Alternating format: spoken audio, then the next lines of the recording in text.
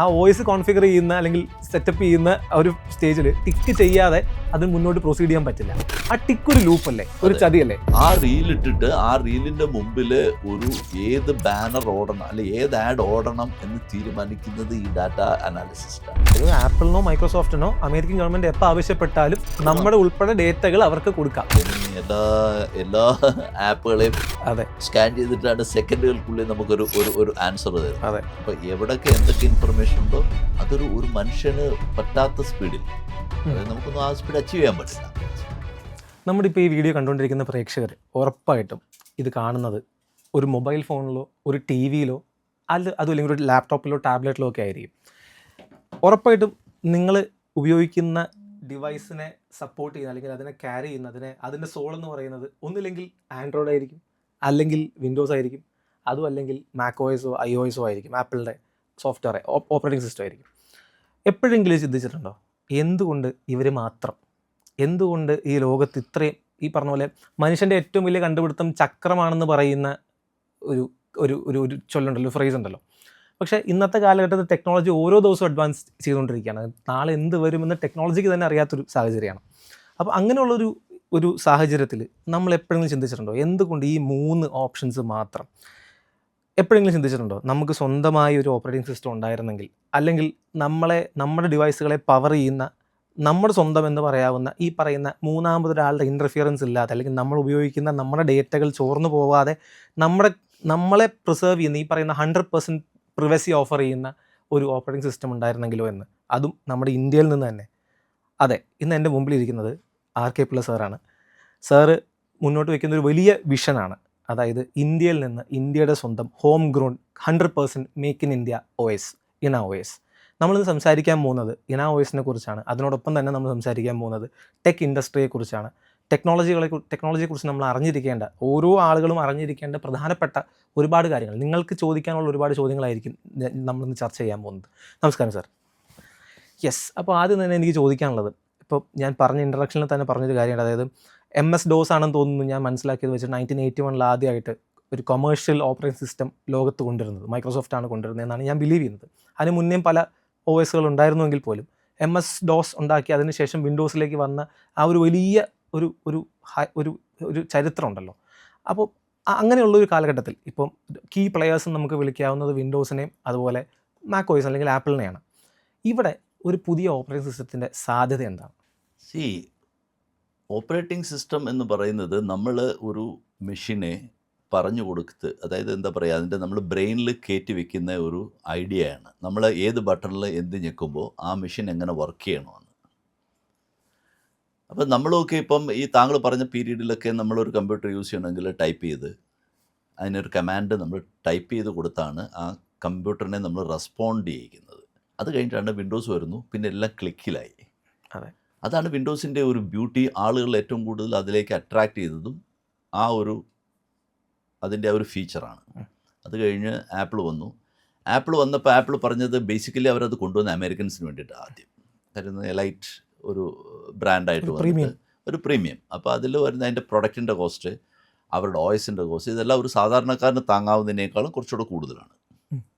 അതാണ് അതിൻ്റെ ആപ്പിളിൻ്റെ ഒരു പ്രത്യേകത. അതേസമയം വിൻഡോസ് അങ്ങനെയല്ല. വിൻഡോസ് ഏത് കമ്പ്യൂട്ടറിന് മാനുഫാക്ചർക്കും അവരുടെ വിൻഡോസ് അഡാപ്റ്റബിളാണ്, അതിൽ യൂസ് ചെയ്യാൻ പറ്റും.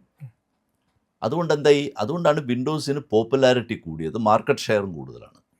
ഒരു സാധാരണക്കാരന്, അതൊരു കുട്ടി, അതൊരു സ്റ്റുഡൻ്റ് ആകാം, അല്ലെങ്കിൽ ഒരു വീട്ടുടമസ്ഥന് ഇപ്പം നമുക്ക് എന്താ പറയുക, ഇൻ്റർനെറ്റുകളിലായിട്ട് ബന്ധമില്ലാതെ ജീവിക്കാൻ പറ്റാത്തൊരു കാലഘട്ടമായി.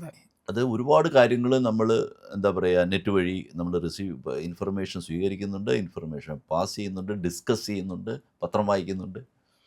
പത്രം കൊണ്ട് ഈവൻ ഇപ്പം നമുക്ക് TV പോലും വേണ്ട. അതെ, കമ്പ്യൂട്ടറിലാണ്. ഇപ്പം ഞാനൊക്കെ എന്ന് പറഞ്ഞാൽ കമ്പ്യൂട്ടറിലാണ് നമ്മൾ ന്യൂസ് കാണാറ്. കാര്യം നമുക്ക് പൗസ് ചെയ്ത് വെച്ച് കാണാൻ പറ്റും. വാർത്തകളുടെ ഇടയ്ക്ക് വരുന്ന ആഡുകളെ കുറിച്ച് നമുക്ക് തള്ളി വെച്ചിട്ട് നമുക്ക് ഇഷ്ടമുള്ളത് വീണ്ടും നമുക്ക് മനസ്സിലായില്ലെങ്കിൽ വീണ്ടും റീവൈൻഡ് ചെയ്ത് ആ ന്യൂസ് കേൾക്കാൻ പറ്റും. അപ്പോൾ അങ്ങനെ ഒരു കാലഘട്ടത്തിൽ എന്തുകൊണ്ടാണ് നമ്മൾ ഈ വിൻഡോസിനെ മാത്രം ആശ്രയിക്കേണ്ടതെന്ന് ഞാൻ കുറേ നാളുകൊണ്ട് ഞാനൊരു എന്താ പറയുക, ഒരു ട്രാവൽ ചെയ്യാൻ ഇഷ്ടപ്പെടുന്നൊരു കക്ഷിയാണ്. ഞാനൊരു 95-96 രാജ്യങ്ങളിൽ ട്രാവൽ ചെയ്തിട്ടുണ്ട്. അപ്പോൾ നമ്മൾ എവിടെ പോകുമ്പോഴും ഈ എന്താ പറയുക വിൻഡോസ് അത് സ്പാനിഷ് ആണെങ്കിൽ സ്പെയിനിലാണ് സ്പാനിഷ് ലാംഗ്വേജ് മാത്രമേ വ്യത്യാസം വരുന്നുള്ളൂ. അതെ. ബാക്കിയെല്ലാം ഈ സെയിം പ്രൊഡക്റ്റാണ് ഓടുന്നത്. അപ്പം നമ്മൾ ആലോചിച്ചു എന്തുകൊണ്ട് നമുക്ക് ഇന്ത്യ, പ്രത്യേകിച്ച് ഇന്ത്യയിൽ ഇത്രയും ജനങ്ങളുള്ള ഒരു രാജ്യത്ത്, ഇത്രയും കസ്റ്റമേഴ്സ് ഉള്ള ഒരു രാജ്യത്ത് നമുക്ക് എന്തുകൊണ്ടൊരു OSനെ കുറിച്ച് ചിന്തിച്ചുകൂടാ? അതൊരു കാര്യം. രണ്ടാമത്തെ കാര്യം, ഈ വിൻഡോസ് നമ്മളെ ചില കാര്യങ്ങൾ നമ്മൾ അടിച്ചേൽപ്പിക്കുന്നതായിട്ട് എനിക്ക് തോന്നിയിട്ടുണ്ട്. അതായത് അവരുടെ മോഡിഫിക്കേഷൻ വരുമ്പോൾ നമ്മൾ ഹാർഡ്വെയർ മോഡിഫൈ ചെയ്തേ പറ്റൂ, അപ്ഗ്രേഡ് ചെയ്യണം. അപ്പം അത് പറ്റില്ലെങ്കിൽ അവരുടെ ലേറ്റസ്റ്റ് വെർഷൻസ് ഓടില്ല. ഇപ്പം തന്നെ അവർ വിൻഡോസ് 10 അവർ നിർത്തലാക്കി. ഇപ്പം എനിക്ക് 11 വേണ്ട. എനിക്ക് 11 വേണ്ടെങ്കിൽ എനിക്ക് 10ൻ്റെ സപ്പോർട്ടില്ല.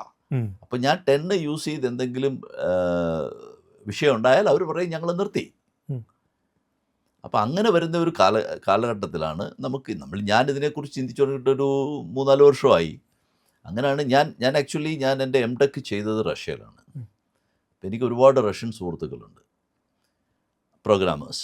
അപ്പം അങ്ങനെയാണ് ഞങ്ങൾ ഇതിനെക്കുറിച്ച് ചിന്തിച്ച് നമ്മൾ ബേസിക്കലി ഇനാ വോയിസിൻ്റെ ബേസിക് എന്ന് പറഞ്ഞാൽ ലിനക്സ് കേർണൽസ് ആണെങ്കിലും, ഇപ്പോൾ ലിനക്സ് കേർണൽസ് ഒരുപാട് പേര് പല പേരുകളിൽ യൂസ് ചെയ്യുന്നുണ്ട്. ഇപ്പോൾ ഫോർ എക്സാമ്പിൾ ലിനക്സ് ഉബുണ്ടു, അത് യൂസ് ചെയ്യുന്നവർ കൂടുതലും ടെക്നിക്കലി നോളജ് ഉള്ളവരാണ്. ഇപ്പോൾ ഒരു സാധാരണക്കാരന് എന്താ പറയുക, ലിനക്സ് ഈ ഉബുണ്ടു കമ്പ്യൂട്ടറിൽ ഇൻസ്റ്റാൾ ചെയ്ത് യൂസ് ചെയ്യാൻ ഇച്ചിരി പാടായിരിക്കും. അപ്പം നമ്മൾ അതാണ് ഇതിനകത്തെ ഒരു കാര്യം. രണ്ടാമത്തെ കാര്യം പ്രൈവസി. വിൻഡോസ് നമ്മുടെ പ്രൈവസിക്ക് ഒരു വലിയ ഡേഞ്ചറാണ്. കാര്യം എന്ന് പറഞ്ഞാൽ നമ്മൾ എന്ത് വിൻഡോസിൽ ചെയ്താലും the company can see us. അത് അതിനെ നമുക്ക് ഒഴിവാക്കാൻ പറ്റാത്തൊരു ഘടകമാണ്. കാര്യം എന്ന് പറഞ്ഞു കഴിഞ്ഞാൽ നമ്മൾ അവരുടെ ഏത് അപ്ഡേറ്റ് വരുമ്പോഴും അവർ ഒരു ടിക്കിന് ഒരു ബോക്സ് വെച്ച് ഒരു 4 പേജുള്ള ഒരു പ്രൈവസി പോളിസി നമ്മൾ ഞാനോ സാറോ അല്ലെങ്കിൽ കാണുന്ന പ്രേക്ഷകരത് വായിച്ചു നോക്കി ജീവിതത്തിൽ ഒരിക്കൽ പോലും വായിച്ചു നോക്കിയിട്ടൊന്നും എനിക്ക് തോന്നില്ല. ഇപ്പം നമ്മളൊരു ഡിവൈസ് വാങ്ങിച്ച് അതിനെ ഫസ്റ്റ് ഓൺ ആക്കുമ്പോൾ അത് അല്ലെങ്കിൽ തന്നെ ഫസ്റ്റ് രജിസ്റ്റർ ചെയ്യുന്ന സമയത്ത് ഒരു പേജ് വരും. ആ പേജിൽ നമ്മൾ 10 തവണ സ്ക്രോൾ ചെയ്താലേ കുറേ കാര്യങ്ങൾ വായിച്ചു പോകും. കാരണം ആ OS കോൺഫിഗർ ചെയ്യുന്ന അല്ലെങ്കിൽ സെറ്റപ്പ് ചെയ്യുന്ന ഒരു സ്റ്റേജിൽ നമ്മൾ ജീവിതത്തിൽ ഒരിക്കൽ പോലും ഇത് വായിച്ചിട്ടുണ്ടാവില്ല. പക്ഷെ നമ്മൾ നിർബന്ധിതരാകുകയാണ്. ആ ടിക്ക് ചെയ്യാതെ അതിന് മുന്നോട്ട് പ്രൊസീഡ് ചെയ്യാൻ പറ്റില്ല. ആ ടിക്ക് ഒരു ലൂപ്പല്ലേ, ഒരു ചതിയല്ലേ? അതെ, അത് മാത്രമല്ല ഇപ്പം വിൻഡോസിൻ്റെ പ്രോഗ്രാമായിട്ട് ഇപ്പോൾ ഒരു പ്രോഗ്രാമിംഗ് അറിയാവുന്ന ഒരാൾ പോലും ഒരു വിൻഡോസിനെ നമ്മൾ തുറന്നു നോക്കിയാൽ ചില സെക്ഷന് ഇറ്റ്സ് ക്ലോസ്ഡ് ആണ്. അതെ, അതായത് അവിടെയുള്ള കോഡിങ് എന്താണെന്ന് അവർ പറയുന്നില്ല. അവർ പറയുന്നത് അതാണ് ഞങ്ങളുടെ സീക്രട്ട്. അങ്ങനെ ഒരു റിസ്ക് ഉണ്ട് അതിനകത്ത്. അതായത് വിൻഡോസിനിൽ അതുകൊണ്ടാണ് അതെല്ലാം നമ്മൾ അക്സെപ്റ്റ് ചെയ്തിട്ടാണ് ഈ വിൻഡോസിനെ യൂസ് ചെയ്യുന്നത്. അക്സെപ്റ്റ് ചെയ്യിപ്പിക്കുകയാണ്. അതെ, അല്ലെങ്കിൽ ഉപയോഗിക്കാൻ പറ്റില്ല. എക്സാക്ട്ലി. അപ്പോൾ അതാണ് അതിനകത്ത് വേറൊരു കാര്യം. അപ്പം നമ്മൾ വിചാരിച്ചടാ ഇതിങ്ങനെയൊക്കെ ഉള്ളത് എന്താ പറയുക, ഒരു വ്യത്യാസമുള്ള നമ്മൾ ഇന്ത്യക്കാർക്ക് വേണ്ടിയിട്ട് മാത്രമായാലും മതി. അല്ല, സംശയം ചോദിക്കട്ടെ, എന്താണ് ഈ പ്രൈവസി പോളിസിയിൽ ഇവർ എഴുതി വെച്ചിരിക്കുന്നതൊക്കെ? അത് എനിക്കും അറിയില്ല സത്യം പറഞ്ഞു. കാര്യം എന്ന് പറഞ്ഞാൽ അതായത് ഇപ്പം നമ്മുടെ ഒരു ഇൻഫർമേഷൻ ഇപ്പം ഇതിനകത്തുള്ളൊരു വിഷയം എവിടെയാണ് ടെലിമെട്രി. ഇപ്പം നമ്മളൊരു ഇൻഫർമേഷൻ ഷെയർ ചെയ്യുമ്പോൾ അവർ പറയുന്നത് എന്താ, ഞങ്ങൾക്ക് ഈ ഇൻഫർമേഷൻ ഞങ്ങൾ ആർക്കും കൊടുക്കില്ല, പക്ഷേ കൊടുക്കേണ്ട ആവശ്യം വന്നു കഴിഞ്ഞാൽ ഞങ്ങൾ കൊടുക്കും. കാര്യം എന്ന് പറഞ്ഞാൽ അവരുടെ രാജ്യത്തിൻ്റെ പോളിസിയാണ് നമ്മുടെ മേലിൽ അടിച്ചേൽപ്പിക്കുന്നത്. ഇപ്പം അവരുടെ രാജ്യത്തെ നിയമങ്ങളും നമ്മുടെ രാജ്യത്തെ നിയമങ്ങളും പലതരത്തിൽ വ്യത്യാസമുണ്ട്. പറഞ്ഞ് മനസ്സിലായില്ലേ? ആ നിയമങ്ങളിൽ അവരുടെ രാജ്യത്ത് ഒരു പുതിയ നിയമം കൊണ്ടുവന്നാൽ നമ്മുടെ ഇൻഫർമേഷൻ അവർക്ക് യൂസ് ചെയ്യാം. അതായത് ആപ്പിളിനോ മൈക്രോസോഫ്റ്റിനോ അമേരിക്കൻ ഗവൺമെൻറ് എപ്പോൾ ആവശ്യപ്പെട്ടാലും നമ്മുടെ ഉൾപ്പെടെ ഡേറ്റകൾ അവർക്ക് കൊടുക്കാം. അതായത് അത് നമ്മുടെ ഡേറ്റയ്ക്ക് നമുക്ക് അവകാശമില്ല. അതാണ് ഒരു വിഷയം. അപ്പോൾ അതുകൊണ്ടാണ് നമ്മൾ ഈ ടെലിമെട്രി ഇല്ലാതെ നമ്മളിത് ചെയ്ത്. കാര്യം എന്ന് പറഞ്ഞാൽ നമ്മുടെ OSൻ്റെ യൂസറുടെ ഒരു ഇൻഫർമേഷൻ ഞങ്ങൾ എടുക്കില്ല. അല്ല, ഇതിലൊരു ത്രെറ്റ് എന്താണ്? കാരണം ഇത്രയും ബില്യൺസ് ഓഫ് ആളുകൾ തിങ്ങിപ്പാർക്കുന്ന ഇന്ത്യ പോലത്തെ ഒരു വലിയ ഡെമോക്രാറ്റിക് കൺട്രിയിൽ ഈ ഡേറ്റ എന്ന് പറയുന്നത് ഒരു വലിയ ഒരു ബാങ്കാണ്. അതായത് അത്രയും പ്രിസർവ് ചെയ്യപ്പെടേണ്ട അല്ലെങ്കിൽ പ്രൊട്ടക്ട് ചെയ്യപ്പെടേണ്ട ഒരു വലിയ ബാങ്കാണ്. അവിടെ ഈ വിൻഡോസോ അല്ലെങ്കിൽ ഈ പറയുന്ന എക്സിസ്റ്റിംഗ് പ്ലെയേഴ്സ് വയ്ക്കുന്ന ഒരു വലിയ ത്രെറ്റ് എന്താണ്? അല്ലെങ്കിൽ ഈ പ്രൈവസി പോളിസി എന്ന് പറയുന്നത് നമ്മളെല്ലാ WWDCയിലും ആപ്പിൾ എപ്പോഴും ഘോരം പറയുന്നൊരു കാര്യം, നമ്മുടെ പ്രൈവസി ഇമ്പ്രൂവ് ആയി എന്ന് CEO വന്നിരുന്ന് പറയുന്നത് നമ്മൾ കാണാറുണ്ട്. പക്ഷേ ഇത്രയും വലിയൊരു കൺട്രിയിൽ ഈ പ്രൈവസി എന്തുകൊണ്ട് നമ്മൾ ശ്രദ്ധിക്കണം, അല്ലെങ്കിൽ എന്തിനും നമ്മൾ അതിനെക്കുറിച്ച് അവബോധരായിരിക്കണം? അതായത് ഫോർ എക്സാമ്പിൾ ഇപ്പോൾ കേരളത്തിൽ എത്ര പേർക്ക് ക്യാൻസർ ഉണ്ടെന്ന് ഒരു ക്യാൻസർ മെഡിസിൻ മാനുഫാക്ചറിങ് കമ്പനിക്ക് അറിഞ്ഞാൽ അവർക്കത് ഏത് ഏരിയയിൽ മാർക്കറ്റ് ചെയ്യണമെന്ന് അറിയാൻ പറ്റും. Very simple. അതുപോലെ എല്ലാ മെഡിസിനും. അതായത് കേരളത്തിൽ ഇപ്പം ക്ലൈമറ്റ് അനുസരിച്ച് വരുന്ന അസുഖങ്ങളുണ്ട്. അപ്പോൾ ഈ ക്ലൈമറ്റ് അനുസരിച്ച് ഇപ്പോൾ ഫോർ എക്സാമ്പിൾ ഇപ്പോൾ ചിക്കൻ ഗുനിയ എന്ന് പറഞ്ഞ ഒരു അസുഖത്തിന് വേണ്ടി മരുന്നുണ്ടാക്കുന്ന ഒരു കമ്പനിക്ക് അത് ഏത് സമയത്ത് ഏത് ഡോക്ടറെ കൊണ്ട് എഴുതിപ്പിക്കണമെന്ന് അവർക്കൊരു ഐഡിയ കിട്ടിക്കഴിഞ്ഞാൽ അവരുടെ കോസ്റ്റ് കുറയും. കാരണം അവരുടെ എക്സ്പെൻസ് കുറയും. കോസ്റ്റ് അവർ വിൽക്കുന്ന അവരുടെ ലാഭം കൂടും. അതെ. Today information is the strength. അതാണ് അസറ്റ്, ഏറ്റവും വലിയ വാല്യൂ അതിനാണ്. ഇപ്പോൾ ഉദാഹരണത്തിന് നമ്മുടെ ഒരു കാര്യം ശ്രദ്ധിച്ചിട്ടുണ്ടോ, ഇപ്പം നമ്മളിവിടെ എല്ലാ പ്രൊഡക്റ്റിലും ഉണ്ടത്. നമ്മൾ കഴിക്കുന്ന അരി അല്ലെ നമ്മൾ കഴിക്കുന്ന എന്തുകൊണ്ടാണ് അവർ പറയുന്നത്, ഇപ്പം പണ്ട് നമ്മൾ പറയുമല്ലോ വെളിച്ചെണ്ണ നമുക്ക് മോശമായിരുന്നു, അതുകൊണ്ടാണ് നമുക്കിവിടെ പാം ഓയിൽ വന്ന് ചാടിയത്. അത് കഴിഞ്ഞിപ്പോൾ സൺഫ്ലവർ ഓയിൽ വന്നു. ഇപ്പം എഗൈൻ സീഡ് ഓയിലുകൾക്കെതിരായിട്ടൊരു ഇത് വരുന്നുണ്ട്. കാര്യം എന്ന് പറഞ്ഞാൽ ഏതെങ്കിലും ഒരു കമ്പനി അവരുടെ പ്രൊഡക്റ്റ് വലിയ തരത്തിൽ ലോഞ്ച് ചെയ്യാൻ വരുമ്പോൾ അവർക്ക് മാർക്കറ്റ് ഡാറ്റ വേണം. അതായത് ഒരു വീട്ടിൽ, ഇപ്പോൾ കേരളത്തിലെ ഒരു വീട്ടിൽ ആവറേജ് കൺസ്യൂം ചെയ്യുന്ന ഓയിൽ, അത് നമ്മളിപ്പോൾ കിട്ടുന്ന നമ്മൾ ബ്ലിങ്കിറ്റിൽ ഇപ്പോൾ ബുക്ക് ചെയ്യുമ്പോൾ നമ്മൾ ഒരു വീട്ടിലെ കക്ഷി എത്ര ലിറ്റർ ഓയിൽ വാങ്ങുന്നതെന്ന് അവർക്ക് അറിയാൻ പറ്റും. അല്ലെങ്കിൽ നമ്മൾ പോയി ഒരു കടയിൽ നിന്ന് വാങ്ങുമ്പോൾ അവരുടെ ഈ ആപ്പ്, അവർ യൂസ് ചെയ്യുന്ന ആപ്പ് വഴി അവർക്ക് ഇൻഫർമേഷൻ എടുക്കാം. അങ്ങനെയല്ല നമ്മൾ കഴിക്കുന്ന മരുന്നുകൾ, നമ്മളിപ്പോൾ പാരസെറ്റമോൾ കഴിക്കുമ്പോൾ ഒരാൾ എത്ര പാരസെറ്റമോൾ ഒരു വർഷം കഴിക്കുന്നു, എത്ര ഡോസ് എടുക്കുന്നു എന്ന് നമ്മളെക്കാൾ കൂടുതൽ അറിയുന്നത് കമ്പനികൾക്കാണ്. അവരാണ് ഈ ഡാറ്റ എടുത്തിട്ട് അവരതിനെ അനലൈസ് ചെയ്ത് കഴിഞ്ഞാൽ, ഇപ്പോൾ ഉദാഹരണത്തിന് ഒരു സൂപ്പർ മാർക്കറ്റിൽ ഒരു 20,000 പ്രൊഡക്റ്റ് ഉണ്ടെന്ന് വെച്ചോ. ഈ 20,000 പ്രൊഡക്റ്റ് വിറ്റ് കഴിഞ്ഞിട്ട് മന്ത്ലി ഒരു സെയിൽ റിപ്പോർട്ട് ഉണ്ടായിട്ട്, ഇപ്പം അതിൽ ഇപ്പോൾ പിയേഴ്സ് സോപ്പ് എത്ര ശതമാനമാണ് വിൽക്കുന്നത്, അത് ഏത് ഏജ് റേഞ്ചിലുള്ളവർ വാങ്ങിയെന്നവർ അറിയാൻ പറ്റും. അതിപ്പോൾ താങ്കൾ പോയി ഇപ്പോൾ ഒരു കടയിൽ പോയി ഷർട്ട് മേടിച്ചിട്ട് അവർ സാറേ മൊബൈൽ നമ്പറിലേക്ക് ഞാൻ പറയും നമ്മുടെയൊക്കെ മൊബൈലിൽ നിങ്ങൾ ഒരു ഓഫർ എനിക്ക് അയക്കണ്ട, അല്ല ഞങ്ങളുടെ ഓഫർ വരുമ്പോൾ അയക്കാൻ ഞാൻ പറയും വേണ്ട. നമ്മുടെ മൊബൈൽ നമ്പർ വാങ്ങുന്നതിൽ ഒരു ചതിയുണ്ടോ? ഡെഫിനറ്റ്ലി. കാര്യം എന്ന് പറഞ്ഞാൽ അല്ലെങ്കിൽ നമ്മുടെ പേര് ഇപ്പം മൊബൈൽ നമ്പറിൽ വരുമ്പോഴത്തേക്ക് ആ മൊബൈൽ നമ്പറിൽ ആരുടെ പേരിലാണെന്നുള്ളതായി. പക്ഷെ അത് ഗവൺമെൻറ് അത് കൊണ്ടുവന്നിരിക്കുന്നതെന്ന് പറഞ്ഞാൽ ഒരു സെക്യൂരിറ്റിക്ക് കൂടാണ്, ഒരാളെ ഇത് ചെയ്യാൻ വേണ്ടിയാണ്. പക്ഷെ അതുകൊണ്ടാണ് ആ ഇൻഫർമേഷൻ ഒരുപാട് പേര് കൊടുക്കരുത് നമ്മൾ പറയുന്നത്. അപ്പോൾ അതുകൊണ്ടാണ് നമ്മളിപ്പം ഫോർ എക്സാമ്പിൾ ഏതെങ്കിലും ഒരു ആപ്പ് ഇരുമ്പോൾ അവർ ചോദിക്കുമല്ലോ, നിങ്ങളുടെ ഇൻഫർമേഷൻ ഞങ്ങൾ യൂസ് ചെയ്യുന്നതിൽ നിങ്ങൾക്ക് എതിർപ്പുണ്ടോ? ഒരു കാരണവശാലും പെർമിറ്റ് ചെയ്യരുത്. പക്ഷേ ഈ അലോ ചെയ്തില്ലെങ്കിൽ പല ആപ്പ് ഉപയോഗിക്കാൻ പറ്റാത്ത അവസ്ഥയാണ്. അങ്ങനെയുള്ള ആപ്പ് ഉപയോഗിക്കണ്ട. അപ്പോൾ അതിന് ഓൾട്ടർനേറ്റീവ് ഇല്ലാത്തതുകൊണ്ട് ആൾക്കാർ നിർബന്ധിതരാകില്ല ഉപയോഗിക്കാൻ. അല്ല, അതിനകത്ത് ഇപ്പം ഞാൻ ഒരു ഉദാഹരണത്തിന് നമ്മൾ ചില ആപ്പുകൾ അതിനകത്ത് അവർ ക്യാമറയുടെ പെർമിഷൻ ചോദിക്കും. അതും ക്യാമറയായിട്ട് ഒരു ബന്ധമില്ലാത്ത app. Calculator app camera permission ചോദിക്കുന്നു, ലൊക്കേഷൻ പെർമിഷൻ ചോദിക്കുന്നു. ഞാൻ എപ്പോഴും ആലോചിക്കും, ഒരു പുതിയ ഇപ്പം ഞാൻ ഐഫോൺ യൂസ് ചെയ്യുന്നത്, അതിലൊക്കെ ഇൻബിൽറ്റ് കാൽക്കുലേറ്റർ അല്ലാതെ മറ്റു സയന്റിഫിക് കാൽക്കുലേറ്റർ ഇൻസ്റ്റാൾ ചെയ്യുകയാണെങ്കിൽ അവർ ലൊക്കേഷൻ ചോദിക്കും. എന്തിനാണ് കാൽക്കുലേറ്റർ കമ്പ്യൂട്ട് ചെയ്യാൻ ഉപയോഗിക്കുന്ന ഒരു സോഫ്റ്റ്വെയറിന് എന്തിനാണ് എൻ്റെ ലൊക്കേഷൻ, എൻ്റെ ജിയോ പൊസിഷനിങ് എന്തിനാണ് അവർക്ക്? അതുപോലെ വേറൊരു കാര്യം തോന്നിയിട്ടുണ്ടല്ലോ, ഇപ്പോൾ ഉദാഹരണത്തിന് ഇപ്പം നമ്മൾ പറയുമല്ലോ സോഷ്യൽ മീഡിയയെ നമ്മൾ പച്ചയ്ക്ക് പറയണം, മലയാളത്തിൽ നമ്മൾ പച്ചയ്ക്ക് പറയുമെന്ന് പറയുമല്ലോ. ഇറ്റ്സ് എന്താ പറയുക, ഒരു അഡ്വർടൈസ്മെൻറ്റ് ബോർഡാണ്. അതെ, നമ്മൾ പറയുമല്ലോ നമുക്കിഷ്ടമുള്ള സാധനങ്ങളുടെ അഡ്വർടൈസ്മെൻറ്റ് നമ്മുടെ പേജിൽ കൊണ്ടുവരുന്നു അവർ. ഇപ്പം താങ്കളുടെ കണ്ടന്റ് അനുസരിച്ചുള്ള അഡ്വർടൈസ്മെന്റ് ആയിരിക്കും താങ്കൾക്ക് വരുന്നത്, പ്രിഫറൻസിൽ വരുന്നത്. പ്രിഫറൻസ് വേണ്ടി കൊടുക്കണ്ട, താങ്കൾ പ്രിഫറൻസ് കൊടുക്കണ്ട. ഇപ്പോൾ ഉദാഹരണത്തിന് താങ്കൾ വാച്ച് ചെയ്യുന്ന ഒരു വീഡിയോ, എനി വീഡിയോ ആകാം, അതൊരു ഫുട്ബോൾ ആകാം, അല്ലെങ്കിൽ ഏതെങ്കിലും പാട്ടാകാം, അല്ലെങ്കിൽ ഒരു സിനിമയുടെ ഒരു ബിറ്റാകാം. അപ്പം അതനുസരിച്ചുള്ള ആഡ് അവരത് റീഡ് ചെയ്തിട്ട് അതനുസരിച്ചുള്ള ആഡ് പോസ്റ്റ് ചെയ്യും. അതെങ്ങനെയാണ് പോസ്റ്റ് ചെയ്യുന്നത്? Data. So they are watching U. അപ്പോൾ താങ്കളുടെ അതൊരു ബിൽ ബോർഡാണ് ആക്ച്വലി. ഫേസ്ബുക്ക് നമ്മളെയൊക്കെ കൊണ്ട് അതിനകത്ത് കഥയൊക്കെ പറയിപ്പിക്കുമ്പോഴും എന്താ പറയുക, അദ്ദേഹം എന്താ ഓണറുടെ പേര്, മാർക്ക് സക്കർബർഗിനെ ഉദ്ദേശിക്കുന്നത്, സക്കർബർഗ് നമുക്കൊക്കെ വേണ്ടിയിട്ട് ഒരു ബുക്ക് ഉണ്ടാക്കിയിരിക്കുകയാണ്. ആ ബുക്കിലെ പേജസ് ഡിസൈൻ ചെയ്യുന്നത് അവരാ. ഇപ്പം ഞാൻ പറഞ്ഞല്ലോ, ഇപ്പം പലയിടത്തും ട്രാവൽ ചെയ്യാൻ പോകുന്നവരുടെ സൈഡിൽ വരുന്ന ആഡ് ആരുടെ ആയിരിക്കും? ഒന്നിലെ booking.com ആയിരിക്കും, അല്ലെങ്കിൽ എന്താ പറയുക ഏതെങ്കിലും അതുപോലത്തെ എക്സാക്ട്ലി ഏതെങ്കിലും ടൂർ കമ്പനികളായിരിക്കും. യെസ്. അപ്പം അതാണ് ഞാൻ പറഞ്ഞത്, ഇതെല്ലാം ഡാറ്റ കളക്ട് ചെയ്യുന്നുണ്ട് അവർ. അപ്പോൾ അവർ നോക്കും എന്താ പറയുക, ഇപ്പോൾ കേരളത്തിൽ തന്നെ ഇന്ന ഏരിയയിലുള്ള ആളുകൾ ഏറ്റവും കൂടുതൽ ട്രാവൽ ചെയ്യുന്നത് എങ്ങോട്ടാണ്, അല്ലെങ്കിൽ അവരെന്താണ് വാങ്ങുന്നത്, ഏത് ടൈപ്പ് അവരുടെ പർച്ചേസ് കപ്പാസിറ്റി എന്താണ്. ഇപ്പോൾ ഫോർ എക്സാമ്പിൾ ഇപ്പോൾ ലൂയി ഫിലിപ്പ് ഷർട്ട്, നമ്മളൊരു ബ്രാൻഡിനെ കുറിച്ച് പറഞ്ഞാൽ ലൂയി ഫിലിപ്പയുടെ ഒരു വലിയ ഷോറൂമുണ്ട് MG റോഡിൽ. അവിടെ വിൽക്കുന്ന ഷർട്ട് എന്ന് പറഞ്ഞു കഴിഞ്ഞാൽ പ്രീമിയം ഷർട്ടുകളിൽ ഒരു എന്താ പറയുക 4,000 to 10,000 12,000 റുപ്പീസ് വരെയുള്ള ഷർട്ടുകൾ വരാറുണ്ട്. അപ്പം ഞാൻ അവിടെ ചോദിച്ചിട്ടുണ്ട് എങ്ങനെയുണ്ട് കച്ചവടം. ഞാൻ അവരുടെ പഴയ ഒരു കസ്റ്റമറാണ്. അപ്പം ഞാൻ ചോദിച്ചു പറഞ്ഞു, സാർ ഇവിടെ പ്രീമിയം ഷർട്ട് ഭയങ്കരമായിട്ട് പോകും. കേരളം ലൂയി ഫിലിപ്പയുടെ പ്രീമിയം ഷർട്ടിൻ്റെ ബ്രാൻഡിൻ്റെ ഒരു വലിയ മാർക്കറ്റാണ്. അതുകൊണ്ട് എന്താ ഈ കേരളത്തിൽ കിട്ടുന്ന ഷർട്ടുകൾ ചില സമയത്ത് ബാംഗ്ലൂരുള്ള ലൂയി ഫിലിപ്പിൽ കിട്ടില്ല, അതത്ര വലിയ മാർക്കറ്റായിട്ടും. പക്ഷേ ഇവിടെ ചെറിയ ഷോപ്പ്, ചെറിയ ഇതാണെങ്കിലും ഇവിടുത്തെ പ്രീമിയം പ്രോഡക്റ്റ് അത് എന്തുകൊണ്ടാന്ന് പറഞ്ഞാൽ അവർ ഡാറ്റ കളക്ട് ചെയ്ത് അനലൈസ് ചെയ്ത് അതനുസരിച്ച് അവർ ഇറങ്ങും. അതിനനുസരിച്ച് സ്റ്റോക്ക് കൊണ്ടുവരും. അതിനനുസരിച്ച് സ്റ്റോക്ക് കൊണ്ടുവരും. ഇൻവെന്ററി മാനേജ്മെന്റിൽ പോലും നമ്മുടെ ഡേറ്റ അവർ ഉപയോഗിക്കുന്നുണ്ട് 100%. ഓക്കെ.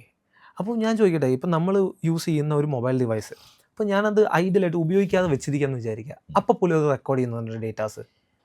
അതിന് എന്താ പറയുക, അവർക്ക് ചെയ്യാം, തിയററ്റിക്കലി പറ്റും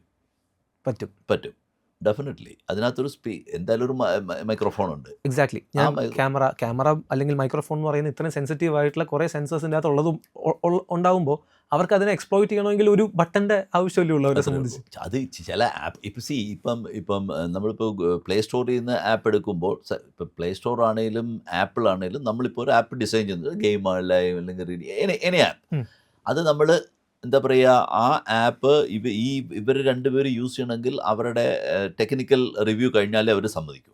നമ്മളത് കൊടുത്തിട്ട്, അത് നമ്മൾ ഫ്രീ ആയിട്ട് കൊടുക്കുന്ന ആപ്പാണെങ്കിൽ അതിന് ടേംസ് വേറെയാണ്. അത് പെയ്ഡ് ആപ്പുകളാണെങ്കിൽ അതിനിപ്പോൾ ഒരു ആപ്പിൻ്റെ ഒരു ഇൻസ്റ്റാളേഷൻ $10 അല്ലെ $5 ആണെങ്കിൽ ആപ്പിൾ പറയും ഞങ്ങൾക്ക് $3 ഞങ്ങൾ വഴി വിൽക്കാൻ. അതൊന്ന്. അതല്ല പറയാൻ നമ്മൾ പറയുന്നത് നമ്മുടെ ആപ്പിൽ ആഡാണ് നമ്മുടെ റവന്യൂ എങ്കിൽ അവർ പറയും ആഡ് റവന്യൂ ഞങ്ങൾക്ക് ഷെയർ ചെയ്യണം. അങ്ങനെയൊക്കെയാണ് അതിൻ്റെ എക്കണോമിക്സ്. ഇപ്പോൾ പലപ്പോഴും ആൾക്കാർ ചിന്തിച്ചിട്ടുള്ളൊരു കാര്യമാണ് ഞാൻ ചോദിക്കുന്നത്. അതായത് ഈ ആപ്പ് സ്റ്റോറിലും പ്ലേ സ്റ്റോറിലുള്ള ഒരു 90% ആപ്പുകളും ഫ്രീ ആയിരിക്കും. അപ്പം നമ്മൾ ഉപയോഗിക്കുന്ന സോഷ്യൽ മീഡിയ, എല്ലാവരും ഉപയോഗിക്കുന്ന വാട്സാപ്പ് അല്ലെങ്കിൽ ഗൂഗിൾ ഇല്ലാത്ത ഫോണില്ലല്ലോ, ഇതെല്ലാം ഫ്രീ ആണ്, ഫ്രീ ടു യൂസ്. ശരിക്കും ഇത് ഫ്രീ ആണോ? അവർക്ക് എന്താ അതിൻ്റെ ലാഭം? ആഡ്സ് ആണ്. അതാണ് അതിൻ്റെ വ്യത്യാസം. ഇപ്പം ഗൂഗിൾ ഉപയോഗിക്കുന്ന ഗൂഗിളിൻ്റെ ഫേസ്ബുക്ക് പേജിൽ വരുന്ന ആഡല്ല എനിക്ക് വരുന്നത്. അതായത് ഞാൻ ആ ഫേസ്ബുക്കിൽ ഏതൊക്കെ വീഡിയോ കണ്ടു, എന്തെങ്കിലും ഞാൻ കമൻറ്റ് ചെയ്തോ, അതിനെ അത് കംപ്ലീറ്റ് അവർ ചെക്ക് ചെയ്യുന്നുണ്ട്. അതനുസരിച്ചുള്ള ആഡായിരിക്കും ഗൂഗിൾ വരുന്നത്. നമ്മളിപ്പം ഒരു ബ്രൗസറിൽ നമ്മളൊരു ആഡ് ബ്ലോക്കർ യൂസ് ചെയ്താലും എന്നാൽ പോലും കയറി വരുന്ന ചില ആഡുകൾ ഉണ്ടാവും. അത് കംപ്ലീറ്റ്ലി നമുക്കിതിനെ ചില ബ്രൗസേഴ്സ്, ഇപ്പം നമ്മുടെ ബ്രൗസർ വരുന്നുണ്ട്. അപ്പോൾ അതിൽ ഞങ്ങൾ അത് ട്രൈ ചെയ്യുന്നുണ്ട്. ഇപ്പം ഫോർ എക്സാമ്പിൾ ഇപ്പം ബ്രേവ് എന്ന് പറഞ്ഞൊരു ബ്രൗസർ ഉണ്ടല്ലോ, ബ്രേവിനകത്ത് അവർ ഒരുപാട് പോപ്പപ്പ് എന്താ പറയുക ആഡുകൾ ബ്ലോക്ക് ചെയ്യുന്നുണ്ട്. അതേപോലെ നമ്മൾ ഒരെണ്ണം ഞങ്ങളുടെ ബ്രൗസറിലും ഞങ്ങളത് ഇംപ്ലിമെൻ്റ് ചെയ്യാനാണ് നോക്കുന്നത്. Almost we succeed. പക്ഷേ അതിപ്പോൾ എൻ്റെ എഞ്ചിനീയറിംഗ് ടെസ്റ്റ് നടന്നുകൊണ്ടിരിക്കുക. പക്ഷേ അതൊരു കോൺട്രാഡിക്റ്റിംഗ് ക്വസ്റ്റ്യൻ ചോദിക്കട്ടെ. ചില വെബ്സൈറ്റുകൾ അല്ലെങ്കിൽ പോർട്ടലുകൾ ഈ ആഡ് റവന്യൂവിൽ നിന്ന് മാത്രം ഇൻകം ജനറേറ്റ് ചെയ്യുന്ന ആളുകളുണ്ടാവും, ചില പോർട്ടൽസ് ഉണ്ടാവും. അപ്പോൾ അവർക്ക് ഇങ്ങനെ ഒരു ആഡ് ബ്ലോക്കർ എന്ന് പറയുന്ന ഒരു സാധനം ഉപയോഗിക്കുന്നത് കൊണ്ട് അവർക്ക് അവരുടെ കൊമേഴ്ഷ്യൽസ് നടക്കാതിരിക്കുന്ന സാഹചര്യം. അതിന് രണ്ട് കാര്യം ചെയ്യാം. ഇപ്പോൾ ഫോർ എക്സാമ്പിൾ ഇപ്പം നമ്മളിപ്പം ഇത് കണ്ടിട്ടില്ല, ഇപ്പോൾ പ്രൊഫഷണൽ ചാനലുകളാണെങ്കിൽ പോലും അവരിപ്പോൾ വാർത്ത വായിക്കുന്നതിൻ്റെ സൈഡിൽ ആഡ് ബാനേഴ്സ് ഉണ്ട്. പറഞ്ഞു മനസ്സിലായി തന്നെ. അതൊന്ന്. രണ്ടാമത്തെ കാര്യം, ഇപ്പോൾ താങ്കൾ പറഞ്ഞ പോലെ നമ്മൾ എന്താ പറയുക, നമുക്ക് പ്രിഫറൻസ് വെച്ച് ആഡുകൾ കാണിച്ചോട്ടെ എന്ന് വെക്കാം. പക്ഷേ അതിനൊരു ടൈം ലിമിറ്റ് വെക്കണം. ചില ആഡൊക്കെ ലെങ്തി ആകുമ്പോഴാണ് ഈ വിഷയം. അല്ലെങ്കിൽ നമ്മൾ അതിൽ ഇപ്പോൾ ഫേസ്ബുക്കിനുണ്ട് ഓപ്ഷൻസ് ഉണ്ട്, നമുക്ക് പറയാം നമുക്ക് ഇന്ന ആഡാണ് നമുക്ക് ഇൻട്രസ്റ്റ്, അല്ലെങ്കിൽ ഇപ്പോൾ കൺസ്യൂമർ ഗുഡ്സാണ് നമ്മൾ നോക്കി. അതിപ്പോൾ ഞാൻ പറഞ്ഞില്ലേ, 2 പർച്ചേസ് കഴിയുമ്പോൾ തന്നെ അവർക്ക് മനസ്സിലാകും നമ്മൾ ഓൺലൈൻ എന്തൊക്കെയാണ് വാങ്ങിയത്, അതനുസരിച്ചുള്ള ആഡ് വരും. പക്ഷേ ഈ പറഞ്ഞ പോലെ ഇതിൽ ഇപ്പോൾ നേരത്തെ ഗൂഗിൾ ചോദിച്ചൊരു ചോദ്യം ഉണ്ടല്ലോ, ഈ റവന്യൂവിനെ ഡിപ്പെൻഡ് ചെയ്യുന്നുള്ളത്. അതാണ് അതിൻ്റെ ഏറ്റവും അതിനകത്ത് കമേഴ്സ്യൽ അതാണ്. അതായത് ഇപ്പം ഫോർ എക്സാമ്പിൾ അഡിഡാസ് ഇപ്പോൾ ഏറ്റവും കൂടുതൽ പൈസ സ്പെൻഡ് ചെയ്യുന്നത് സോഷ്യൽ മീഡിയയിലാണ്. ആഡ് ശ്രദ്ധിച്ചിട്ടുണ്ടോ? വഴിയിലൊന്നും അഡിഡാസിൻ്റെ ബാനേഴ്സും ബിൽ ബോർഡ്സും ഒന്നുമില്ല. കാര്യം എന്ന് പറഞ്ഞു കഴിഞ്ഞാൽ അവർ അഡിഡാസിൻ്റെ ആ ക്വാളിറ്റി ഡിഫറെൻറ്റ് ക്വാളിറ്റി ഉണ്ട്, ഡിഫറെൻറ്റ് ടൈപ്പ് ഉണ്ട്, different premium, different price wise difference ഉള്ളത്. അവർ ആ കറക്റ്റ് ടാർഗറ്റ് കക്ഷികളിലെത്തിക്കും. അത് ആ ഒരു പ്രൊഡക്റ്റ് ലോഞ്ച് ചെയ്യുന്നു, അല്ലെങ്കിൽ ഇപ്പോൾ ആ പ്രൊഡക്റ്റിന് വരുന്ന ഡിസ്കൗണ്ട് എപ്പോൾ തൊട്ട് എപ്പോൾ വരാന്നുള്ളത് നമ്മുടെ ടേസ്റ്റ് അനുസരിച്ച് നമ്മുടെ പേജിലെത്തും. അവിടാണ്, അതുകൊണ്ടാണ് ഈ വൈ, ഇപ്പം ഞാൻ പറഞ്ഞില്ലേ, ഇപ്പം ഒരാളൊരു റീലിട്ടു, ആ റീലിട്ടിട്ട് ആ റീലിൻ്റെ മുമ്പിൽ ഏത് ബാനർ ഓടണം അല്ലെ ഏത് ആഡ് ഓടണം എന്ന് തീരുമാനിക്കുന്നത് ഈ ഡാറ്റ അനാലിസിസ്റ്റാണ്. അതുകൊണ്ടാണ് അപ്പോൾ എന്താ ആ ആഡ് കക്ഷികൾ കൊടുക്കുന്ന റവന്യൂ ആണ് അവർ റീല് ഓണറുമായിട്ട് ഷെയർ ചെയ്യുന്നത്. മനസ്സിലായി. അവിടെ ഡാറ്റ എന്താ പറയുക ഷെയർ ചെയ്യുന്നുണ്ട്. പക്ഷെ അതിനേക്കാൾ റിസ്കി ഡാറ്റയാണ് നമ്മൾ നേരത്തെ പറഞ്ഞ നമ്മുടെ ഒരു ലാപ്ടോപ്പിലുള്ള ഡാറ്റ എന്ന് പറയുന്നത്. പക്ഷെ അത് ഇറ്റ് ക്യാൻ ബി എനിത്തിങ്. നിങ്ങളുടെ ഡോക്യുമെൻറ്റ്സ് ആകാം, എന്താ പറയുക, നിങ്ങളുടെ what ever you keep in A computer, it can be tapped. അപ്പോൾ ഇപ്പം നമ്മൾ ഈ റീസെൻ്റ്ലി നമ്മുടെ ഗവൺമെൻറ് ഒരുപാട് ചൈനീസ് ആപ്പുകളെ ഈ പറയുന്ന ഡാറ്റ ഇൻഫ്രിഞ്ച്മെൻറ്റിൻ്റെ ഒരു ഇഷ്യൂ കോട്ട് ചെയ്തിട്ട് ബാൻ ചെയ്യുന്ന സാഹചര്യം ഉണ്ടായല്ലോ. അപ്പോൾ ഇൻ ഫ്യൂച്ചർ ഈ ഡാറ്റ ഇൻഫ്രിഞ്ച്മെൻ്റ് ഒരു വലിയ ഒരു പ്രശ്നം അല്ലെങ്കിൽ പ്രോബ്ലമായിട്ട് വരാൻ സാധ്യതയുണ്ടോ എന്നാണ് താങ്കളുടെ ഒരു അഭിപ്രായം? തീർച്ചയായിട്ടും ഉണ്ട്. അതൊരു ത്രെറ്റാണ്. അതിന് വരുമ്പോൾ ഒരു പുതിയ ഒരു എന്താ പറയുക, നമ്മുടെ പേഴ്സണൽ ഡാറ്റയെ വി ക്യാൻ സെൽ, ആ ഒരു കൺസെപ്റ്റ് വരുന്നുണ്ട്. അതിപ്പം നമ്മൾ പറയുകയാണെങ്കിൽ ഞാൻ ഇന്നയാളാണ്, ഞാൻ ഇത്ര തീയതി ജനിച്ചു, ഇന്നടത്ത് ജനിച്ചു, എൻ്റെ ടേസ്റ്റ് എന്താണ്, അതായത് you elaborate your KYC on KYC know your ക്ലയൻറ്റിന് പകരം നമ്മുടെ ഇൻഫർമേഷൻ വെച്ചിട്ട് അത് കീപ്പ് ചെയ്യുന്ന കമ്പനികൾ വരും. അവരെന്ത് ചെയ്യുമെന്ന് പറഞ്ഞു കഴിഞ്ഞാൽ, അപ്പോൾ അവരൊരു പ്രൊഡക്റ്റ് വന്നിട്ട് പറയുകയാണെങ്കിൽ ഞങ്ങൾക്ക് ഇത്ര വയസ്സ് തൊട്ട് ഇത്ര വയസ്സ് വരെയുള്ളവരുടെ ഡീറ്റെയിൽസോ അല്ല അവരുടെ മൊബൈൽ ID വേണം, അല്ല അവരുടെ ഫേസ്ബുക്ക് ID വേണമെന്ന് പറഞ്ഞു കഴിഞ്ഞാൽ ഈ കമ്പനി അവർക്കത് കൊടുക്കുമ്പോൾ യു ഓൾസോ ഗെറ്റ് പെയ്ഡ്. അപ്പം നമ്മുടെ ഇൻഫർമേഷൻ, അപ്പം നമുക്ക് അതിനകത്ത് എന്ത് വേണമെങ്കിലും ആഡ് ചെയ്യാം. അപ്പം നമ്മൾ പാടാൻ, നമ്മൾ മ്യൂസിക്കിൽ ഇൻട്രസ്റ്റ് ഉണ്ട്, അല്ലെങ്കിൽ ഷൂട്ടിങ്ങിൽ ഇൻട്രസ്റ്റ് ഉണ്ട്, ഫുട്ബോൾ ലവറാണ്, അപ്പോൾ എന്ത് ചെയ്യും, അഡിഡാസിൻ്റെ ഒരു സ്പോർട്സ് ഷൂ ഇറങ്ങുമ്പോൾ അവർ പറയും ഞങ്ങൾക്ക് ഫുട്ബോളിൽ ഇൻട്രസ്റ്റ് ഉള്ളവരുടെ ഡീറ്റെയിൽ വേണമെന്ന് പറഞ്ഞാൽ, അപ്പോൾ ഫോർ എക്സാമ്പിൾ ഒരു 15 to 25 years അവർക്ക് എക്സാക്ട് റേഷ്യോയിൽ കിട്ടും. ഓക്കെ. അപ്പം ഇപ്പോൾ ഈ പറഞ്ഞ പോലെ ഇപ്പം നമ്മളുടെ അനുവാദം പോലും ഇല്ലാതെ കൊണ്ടുപോകുന്ന ഡേറ്റ നാളെ നമുക്ക് വിൽക്കാൻ പറ്റും എന്ന് പറയുന്നത്. എക്സാക്ട്ലി. അങ്ങനെ അതാണ് നമ്മുടെ ഒരു ഫ്യൂച്ചർ ടെക് ഇൻഡസ്ട്രിയിൽ. എനിക്കൊരു മറ്റൊരു സംശയമുള്ളത്, ഇപ്പം ഇൻഫി ആണെങ്കിലും അല്ലെങ്കിൽ TCS ആണെങ്കിലും എല്ലാം നമ്മുടെ കൺട്രി ഗ്രൗണ്ട് ഓൺ കൺട്രി അല്ലെങ്കിൽ ഇന്ത്യയിലെ ബ്രാൻഡുകളാണ്, അല്ലെങ്കിൽ ഇന്ത്യയിൽ നിന്നുള്ള ഏറ്റവും ഗ്ലോബൽ ടെക് ജയൻറ്റുകളാണ് ഇവരെല്ലാവരും. എന്നിട്ട് പോലും ഇത്രയും എന്താ പറയുക മാൻ പവർ ഉള്ള ഇത്രയും പൊട്ടൻഷ്യൽ ഉള്ള ഒരു രാജ്യത്ത് എന്തുകൊണ്ടാണ് ഇതുവരെ ഒരു സ്വന്തം OS എന്നുള്ള കാര്യം ആരും ചിന്തിക്കാതിരുന്നത്? ഇപ്പോൾ ഈനാ OS വരുന്നു, അതിന് മുന്നേ ഇതുവരെ ആരും അത് ചിന്തിച്ചിട്ടില്ല, അല്ലെങ്കിൽ എന്തായിരുന്നു അതിന് സംഭവിച്ചത്, അല്ലെങ്കിൽ ആ ഇൻഡസ്ട്രിയിലേക്ക് എന്താണ് ആരും ഫോക്കസ് ചെയ്യാതിരുന്നത്? അല്ല, അതിൽ രണ്ട് കാര്യമുണ്ട്. ഒന്ന്, ഇതിനകത്ത് എന്താ പറയുക, ഒരു അൺസർട്ടൺ ഇൻവെസ്റ്റ്മെൻ്റ് എന്ന് പറഞ്ഞൊരിതുണ്ട്. മീൻസ് നമ്മൾ ഇൻവെസ്റ്റ് ചെയ്ത പൈസ നമുക്ക് എപ്പോൾ തിരിച്ചു കിട്ടും എന്നുള്ളതിൻ്റെ ആ ഒരു ടൈം റിസ്ക് ഉണ്ട്. അതൊന്ന്. രണ്ടാമത്തെ കാര്യം, നമ്മൾ പറയുമല്ലോ സൈക്കിൾ ഉള്ളപ്പോൾ പിന്നെ സൈക്കിൾ കണ്ടുപിടിക്കേണ്ട കാര്യമില്ലല്ലോ, ബ്രാൻഡാണ് എല്ലാവരും മാറ്റുന്നത്. ഇപ്പോൾ സെയിം ടെക്നോളജിയാണ് എല്ലാ BSA ആണെങ്കിലും ഹെർക്കുലീസ് ആണെങ്കിലും സെയിം ഇതാണ്. അതിൽ അവരുടെ സ്റ്റിക്കർ ഒട്ടിച്ച് വേറെ പ്രൊഡക്റ്റ് ആക്കുന്നതല്ല. പക്ഷേ ഈ ടെക് ഇൻഡസ്ട്രിയിലുള്ള വിഷയം എവിടെയാണെന്ന് പറഞ്ഞു കഴിഞ്ഞാൽ, ഇപ്പോൾ ഒരു ക്ലയൻറ്റ് പറയുകയാണ് ഞങ്ങൾ യൂസ് ചെയ്യുന്ന OS വിൻഡോസ് ആണ്. അപ്പോൾ എന്ത് ചെയ്യും, ആ ഇൻഡസ്ട്രിയിൽ ഇപ്പോൾ ഒരു ബാങ്കിൽ യൂസ് ചെയ്യുന്ന OSന് കമ്പാറ്റബിൾ ആയിരിക്കണം അവർ ആവശ്യപ്പെടുന്ന സോഫ്റ്റ്വെയർ. അപ്പം മാർക്കറ്റിൽ അവരേ ഉള്ളൂ. അപ്പോൾ ഇവരാരും വിചാരിക്കുന്ന, ഇവർക്കൊക്കെ എന്താണ് വിഷയം, ദെയർ ഓൾ ബിസിനസ്, റൈറ്റ്? അപ്പോൾ അവർക്ക് അവരുടെ ക്ലയൻറ്റിൻ്റെ ഡിമാൻഡ് അനുസരിച്ചുള്ള പ്രൊഡക്റ്റാണ് അവർ ക്രിയേറ്റ് ചെയ്യുന്നത്. അപ്പോൾ ആരും ഈ പറഞ്ഞ പോലെ എന്താ പറയുക OSനെ കുറിച്ചൊന്നും അത്ര വലിയതായിട്ട് ബോധറായില്ല. കാര്യം എന്ന് പറഞ്ഞാൽ വിൻഡോസ് വന്നു, they become very big, very popular. 100-ൽ ഒരു എന്താ പറയുക 85, ഇപ്പോൾ ഏതാണ്ട് ആപ്പിളിൻ്റെ എത്ര %, 14%, ആപ്പിളിൻ്റെ എത്ര വരുന്നു ഇപ്പം മാർക്കറ്റ് ഷെയർ 12% അങ്ങനെ. ബാക്കി മൊത്തം അവരാണ്, വിൻഡോസ് ആണ്. അപ്പോൾ these people they feel comfortable. അവരുടേതായ ഒരു സെഗ്മെൻറ്റിലാണ് അവരത് എന്താ പറയുക അവരുടെ പ്രൊഡക്റ്റ് ഡിസൈൻ ചെയ്ത് ലോഞ്ച് ചെയ്ത് അവരതിനെ മാർക്കറ്റ് ചെയ്യുമ്പോൾ അവരാരും ഈ OSൻ്റെ വിഷമതകളോ ഒന്നും നാട്ടുകാർക്ക് പറഞ്ഞു തരില്ല. അതാണ് ഒരു വിഷയം. പിന്നെ ഈ പറഞ്ഞ പോലെ ഇപ്പം നമ്മുടെ OS വളരെ ലൈറ്റാണ്, ഇതുകൊണ്ട് പവർ കൺസപ്ഷൻ കുറവാണ്.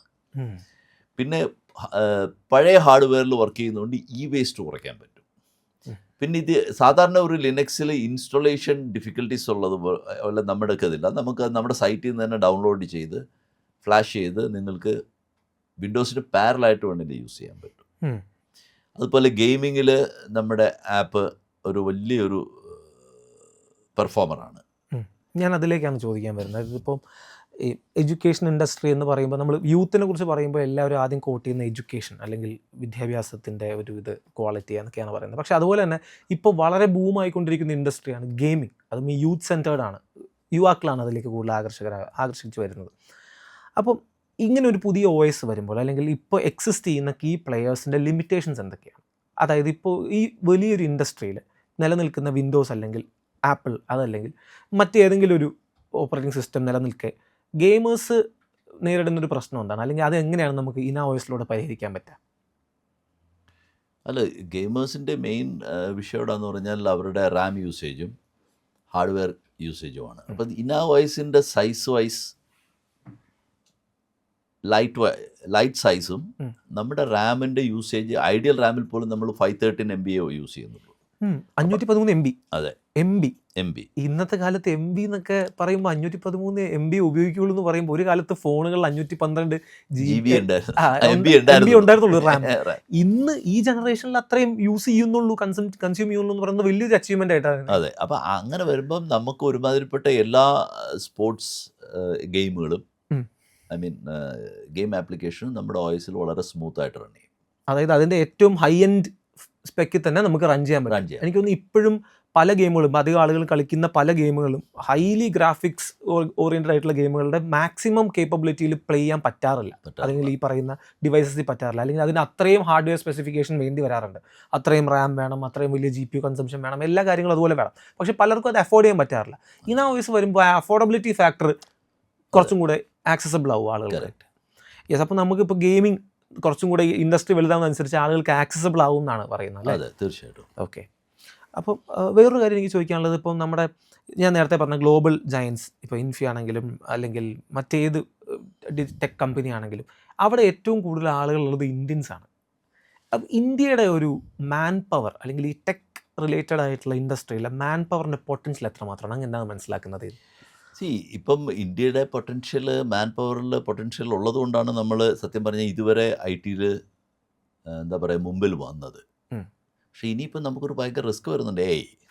യെസ്, അതിൻ്റെ അടുത്ത ഫോളോ അപ്പ് ക്വസ്റ്റ്യൻ അതായിരുന്നു. അതെ, AI ഇപ്പം എന്താ പറയുക ഒരുപാട് പേരുടെ ജോലിയെ റീപ്ലേസ് ചെയ്യുന്നു. അതെ, ഒരുപാട് പേരുടെ ജോലി. അത് എന്തുകൊണ്ടാന്ന് പറഞ്ഞു കഴിഞ്ഞാൽ ഇപ്പം നമ്മളിപ്പോൾ ഏതെങ്കിലും ഒരു ജെമിനിയിൽ ഒരു ചോദ്യം ചോദിച്ചിട്ട് ക്ലിക്ക് ചെയ്ത് കഴിഞ്ഞാൽ കണ്ടിട്ടുണ്ടോ, ജെമിനി എല്ലാ ആപ്പുകളെയും അതെ സ്കാൻ ചെയ്തിട്ടാണ് സെക്കൻഡുകൾക്കുള്ളിൽ നമുക്കൊരു ഒരു ആൻസർ തരുന്നത്. അതെ. അപ്പോൾ എവിടെയൊക്കെ എന്തൊക്കെ ഇൻഫർമേഷൻ ഉണ്ടോ ഒരു മനുഷ്യന് പറ്റാത്ത സ്പീഡിൽ, അതായത് നമുക്കൊന്നും ആ സ്പീഡ് അച്ചീവ് ചെയ്യാൻ പറ്റില്ല. അപ്പോൾ അതൊരു വലിയൊരു ത്രെട്ടാണ് നമ്മുടെ എന്താ പറയുക ടെക് ലോകത്തിന്. ടെക്കികളെന്ന് നമ്മൾ പറയുന്ന പ്രൊഫഷണൽസിന് അത് പല സെഗ്മെൻറ്റിലും അതൊരു വലിയ ത്രെട്ടായിരിക്കും. ഇപ്പോൾ എനിക്ക് തോന്നുന്നു കോഡ് പോലും ChatGPT ആണെങ്കിലും ജെമിനി ആണെങ്കിലും ക്ലൗഡ് ആണെങ്കിലും ഒക്കെ ചെയ്യുന്ന സാഹചര്യമാണ് ഇപ്പോൾ ഉള്ളത്. അപ്പം ഇപ്പം ഈ പറയുന്ന ഈ ഇൻഡസ്ട്രിയിൽ ആളുകളുടെ എണ്ണം കുറയും എന്നാണോ പറഞ്ഞു വരുന്നത്? റീപ്ലേസ് ചെയ്യപ്പെടും. അത് വലിയ ത്രെട്ടാണ്. ഇതെങ്ങനെ ഇതിനെ മറികടക്കുക, അല്ലെങ്കിൽ അപ്ഗ്രേഡ് ചെയ്യാനോ അല്ലെങ്കിൽ ഇതൊരു കോ എക്സിസ്റ്റ് ചെയ്യാനുള്ള സാധ്യതയുണ്ടോ? അതായത് ഇതിനകത്തുള്ള വിഷയം എന്താണെന്നറിയാമോ, ഇപ്പോൾ കോ എക്സിസ്റ്റൻസ് എന്ന് ഇപ്പോൾ ഉദാഹരണത്തിന് നമ്മൾ പണ്ട് നമ്മൾ പറയുമല്ലോ ഒരു ഇൻഡസ്ട്രി ഓട്ടോമൈസ് ചെയ്യാമെന്ന്. ഉദാഹരണത്തിന് ഒരു കാർ ഇൻഡസ്ട്രിയിലുള്ള ഒരു കാറിനെ പെയിൻറ്റ് ചെയ്യുന്നത്, അല്ലെങ്കിൽ ഒരു എൻജിൻ എടുത്ത് വെച്ച് ഫിക്സ് ചെയ്ത് നമ്മുടെ അതിൻ്റെ ബോൾട്ടിനുള്ള പ്രഷർ വരെ, ഒരു ബോൾട്ട് ട്വിസ്റ്റ് ചെയ്യുമ്പോൾ ഉള്ള പ്രഷർ വരെ സെറ്റ് ചെയ്തിട്ടാണ് മെഷീൻ്റെ കൈ വന്നത് വെച്ചിട്ട് ടൈറ്റാക്കി. അപ്പോൾ നമ്മൾ ആളുകൾ തിരിക്കുന്നൊക്കെ മാറി അതിനെ പോലാണ് നമ്മൾ ഓട്ടോമേഷൻ എന്ന് പറഞ്ഞു തുടങ്ങിയത്. പറഞ്ഞു മനസ്സിലായല്ലേ? ഒരു ടയർ ഒരു എന്താ പറയുക ഒരു മെഷീൻ ഇത് വന്ന് ഹാൻഡ് വന്ന് ടയർ എടുത്ത് ഫിക്സ് ചെയ്ത് ഫിറ്റ് ചെയ്ത്. ഇന്നങ്ങനല്ല. ഇന്നെന്ന് പറഞ്ഞാൽ ആ കാറിൻ്റെ ഡിസൈൻ ഉൾപ്പെടെ, അതായത് ആ കാറിൽ അതിൻ്റെ ഡോറിൽ ഉപയോഗിക്കേണ്ട മെറ്റലിൻ്റെ കോമ്പോസിഷൻ വരെ AI ചിന്തിച്ചു തുടങ്ങിയിട്ടുണ്ട്. അതായത് R&Dയിൽ പോലും AI ഭയങ്കരമായിട്ട് യൂസ് ചെയ്ത് വരുന്നുണ്ട്. ഓക്കെ. അപ്പോൾ അതുകൊണ്ട് ഇപ്പം നമ്മൾ എല്ലാ ഇൻഡസ്ട്രിയിലും ഇപ്പം ഞാൻ പറഞ്ഞില്ലേ, ഇപ്പം ഞാൻ നമ്മുടെ ഒരു ഓഡിറ്ററുടെ പോയപ്പം ഇന്നിപ്പോൾ ഒരു ഒരു പ്രൊജക്റ്റ് നമ്മൾ ചെയ്യുമ്പോൾ എനി പ്രൊജക്റ്റ്, ഒരു റെസ്റ്റോറൻറ്റിൻ്റെ പ്രൊജക്റ്റ് ആയിക്കോട്ടെ, അല്ലെങ്കിൽ ഒരു ഒരു സ്കൂൾ, ഒരാളൊരു പ്രൈവറ്റ് സ്കൂളോട്, ഇതെല്ലാം നമുക്ക് എയുടെ സഹായത്തോടുകൂടി ഒരുപാട് കാര്യങ്ങൾ നമുക്ക് ഇൻഫർമേഷൻ എടുക്കാൻ പറ്റും. അതൊരു വലിയ കാര്യമാണ്. അപ്പോൾ ഒരു തരത്തിൽ നമ്മളെ സഹായിക്കുന്നുണ്ട്, വേറൊരു തരത്തിൽ അത്രയും മാൻ പവർ കുറച്ച് മതി എന്നുള്ളതൊരു വലിയ വിഷയമാണ്. പക്ഷേ ഞാനിപ്പോൾ ഒരു കാര്യം ചോദിക്കട്ടെ, ഇപ്പോൾ നമ്മൾ കാണുന്ന പ്രേക്ഷകരിൽ പലരും ChatGPT അല്ലെങ്കിൽ ഡിപ്പെൻഡൻസി ഭയങ്കരമായിട്ട് വന്നിട്ടുണ്ട്. അതായത് സ്വകാര്യ കാര്യങ്ങൾ പോലും യോട് സംസാരിക്കുന്ന ഒരു സാഹചര്യം. ആ ഡിപ്പെൻഡൻസി ഇപ്പോൾ ഒരാൾക്ക് ഒറ്റയ്ക്ക് ഇപ്പോൾ ജീവിക്കാൻ പറ്റില്ല എന്നാണ് ഞാൻ ബിലീവ് ചെയ്യുന്നത്. കാരണം നമ്മുടെ കൂടെ ഒരു അസിസ്റ്റൻ്റ് ഉണ്ടാവും, എല്ലാ കാലത്തും ഉണ്ടാവും. കാരണം ഇപ്പോൾ ഞാനൊരു സ്ഥലത്ത് നടന്നു പോകുന്നു, അത് പോകുമ്പോൾ അവിടെ മലയാളത്തിലല്ലാതെ മറ്റൊരു ഭാഷയിൽ ഒരു സാധനം എഴുതി വെച്ചിരിക്കുന്നു. ഞാൻ ആദ്യം ചെയ്യുക ഗൂഗിൾ ട്രാൻസ്ലേറ്റ് എടുത്ത് നോക്കുക എന്നുള്ളതാണ്. ഇത് നോക്കിക്കഴിഞ്ഞാൽ ഇത് റിലേറ്റഡ് ആയിട്ടുള്ള മറ്റ് കുറേ കാര്യങ്ങൾ അതിൽ അപ്പം തന്നെ സെർച്ചിൽ വരും. സെയിം ഐയിലേക്ക് വരുമ്പോൾ ഞാനൊരു കാര്യം, ഇപ്പം എൻ്റെ ഒരു പേഴ്സണൽ ഇമോഷണൽ കാര്യം പറഞ്ഞാൽ പോലും ഒരു ഹ്യൂമൻ ഇൻ്റർഫിയറൻസ് എങ്ങനെയാണോ റെസ്പോണ്ട് ചെയ്യുക, അതേ ലെവലിൽ റെസ്പോണ്ട് ചെയ്യാൻ പഠിച്ചു തുടങ്ങി. ഇതൊരു ത്രെട്ടാണോ അതോ ഒരു ഒരു ഒരു എന്താ പറയുക, ഒരു അനുഗ്രഹമാണോ? അത് രണ്ടുമാണ്. അതായത് അനുഗ്രഹം എന്ന് പറഞ്ഞാൽ, ഇപ്പോൾ ഫോർ എക്സാമ്പിൾ ഒരാൾക്കൊരു ഒരു ഒരു ഇഷ്യൂ ഉണ്ട്, ഒരു മെൻ്റൽ ഇഷ്യൂ ഉള്ള കക്ഷിയെ പുള്ളിക്കാരുമായിട്ട് ഷെയർ ചെയ്യാൻ പറ്റുന്നില്ല. അപ്പോൾ പുള്ളി ഒരു മെഷീൻ്റെ എടുക്കൽ അല്ലെങ്കിൽ ഒരു എടുക്കൽ ചോദിക്കുമ്പോൾ പുള്ളിക്കാരെ ഇത് വേറെ അടുത്ത് പോകുന്നില്ല. ഉറപ്പാണോ? ഇല്ല. അറ്റ്ലീസ്റ്റ് പുള്ളി ചിന്തിക്കുന്ന അങ്ങനെയാണ്. ഇപ്പം പുള്ളി ഈ നമ്മുടെ ഇൻഫർമേഷൻ എടുത്തിട്ട് അതിന് ആൻസർ തരണമെങ്കിൽ അത് പല ഇതുമായിട്ട് കമ്പയർ ചെയ്ത് പലയിടത്തുനിന്ന് ഇൻഫർമേഷൻ ഫെച്ച് ചെയ്തിട്ടാണ് ഇയാളുടെ പ്രായം. അത് ഒരാളിപ്പോൾ ഒരാൾ പേഴ്സണലായിട്ടുള്ള റിപ്ലൈ നമുക്ക് കിട്ടണമെങ്കിൽ നമ്മൾ അതേപോലുള്ള പേഴ്സണലായിട്ടുള്ള ഡീറ്റെയിൽസ് കൊടുക്കണം. അതെ, കറക്റ്റ്. അല്ല ചുമ്മാ ഇപ്പം 10 വയസ്സുള്ള ഒരു കുട്ടി ചോദിക്കുന്ന അതേ ചോദ്യം ഒരു 40 വയസ്സുള്ള ആൾക്ക് ചോദിക്കാം, പക്ഷേ ആൻസറും രണ്ടായിരിക്കണം. അതെ. അപ്പോൾ ആ ഇൻപുട്ട് നമ്മൾ കൊടുത്തേ പറ്റൂ. അപ്പോൾ എന്തായി, നമ്മൾ നമ്മുടെ പ്രൈവസി ഷെയർ ചെയ്യാണ്. Okay, let it be.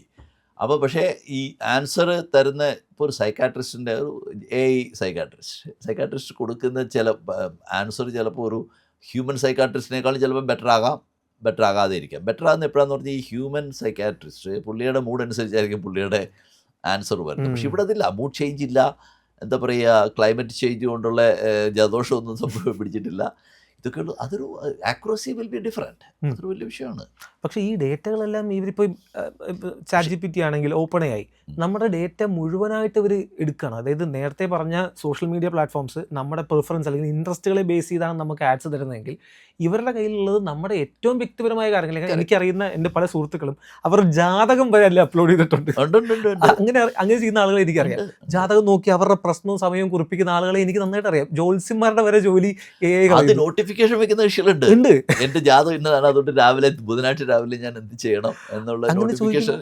അതെ, അപ്പം എന്ത് നമ്മളെല്ലാം അങ്ങ് പ്രൊവൈഡ് കൊടുക്കുകയാണ് AIക്ക്.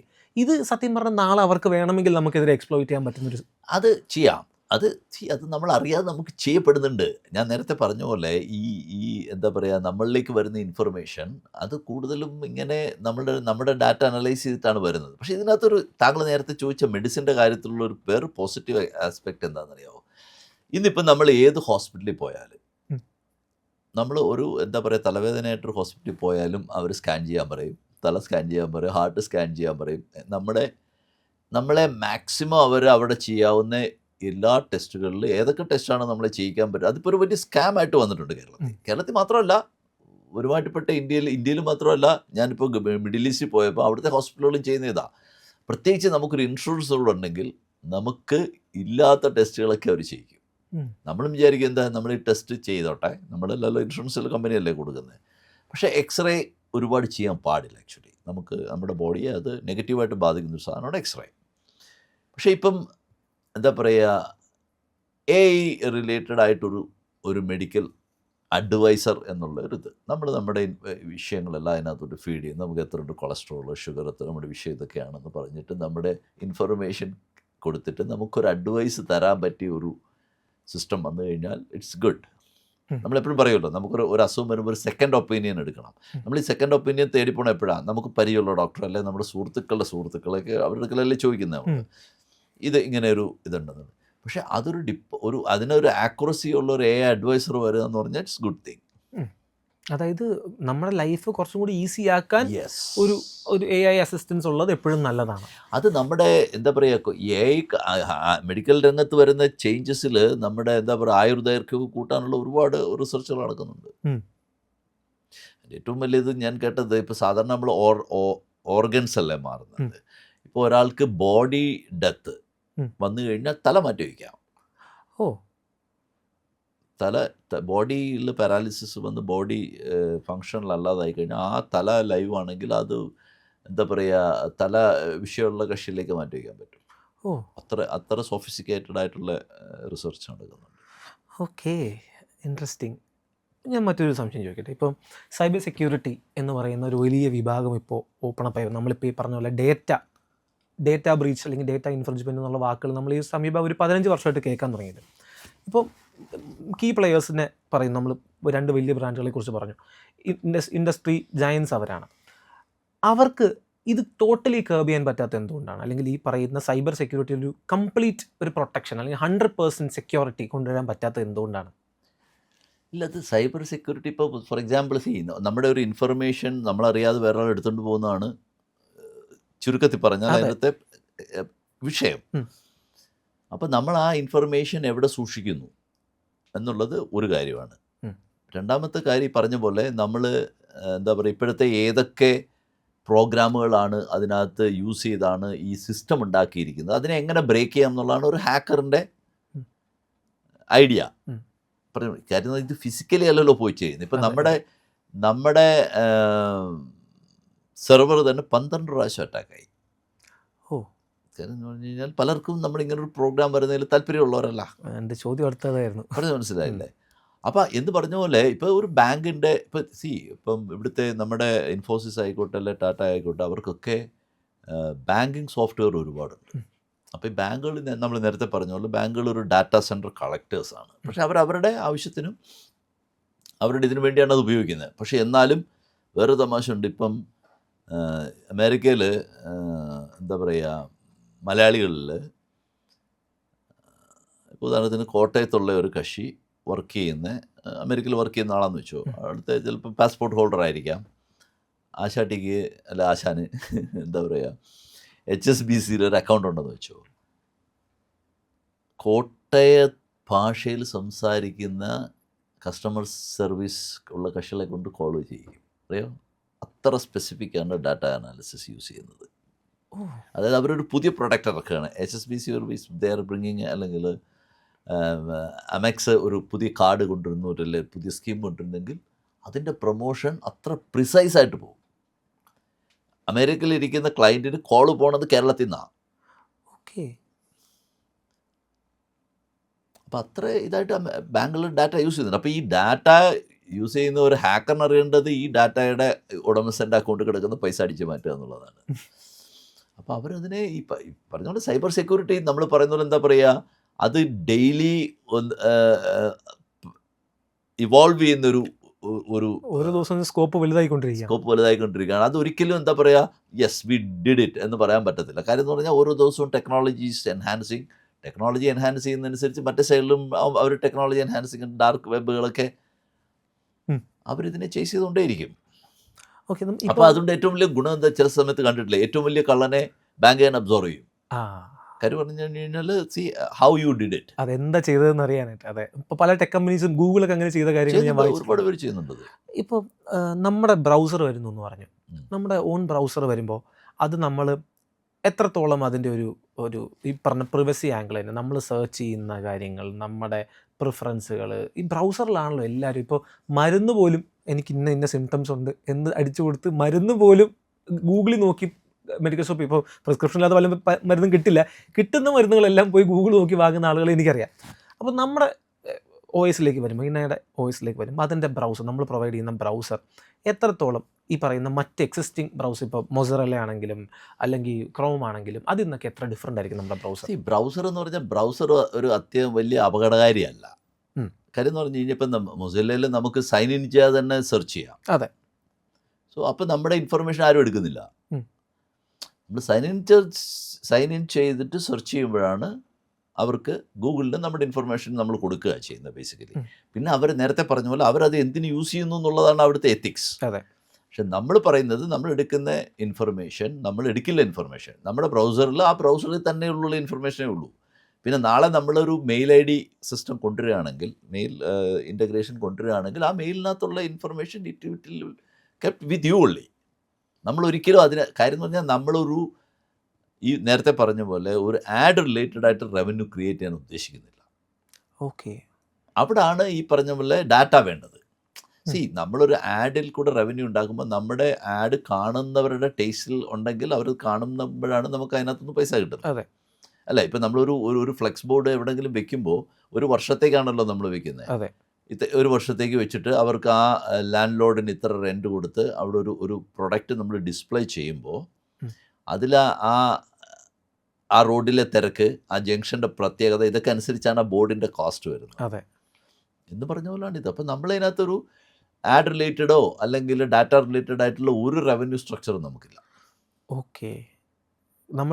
നമ്മൾ ഡേറ്റ വിറ്റ് പൈസ ഉണ്ടാക്കാൻ നമ്മൾ ഇല്ല. നോക്കുന്നില്ല. അതുപോലെ തന്നെ ഞങ്ങളുടെ വേറൊരു പ്രൊജക്റ്റ് നമ്മൾ ചെയ്യുന്നത് എന്താണെന്ന് പറഞ്ഞാൽ ഈ SSL സർട്ടിഫിക്കേഷൻ എന്ന് പറഞ്ഞൊരു ഇതുണ്ട്.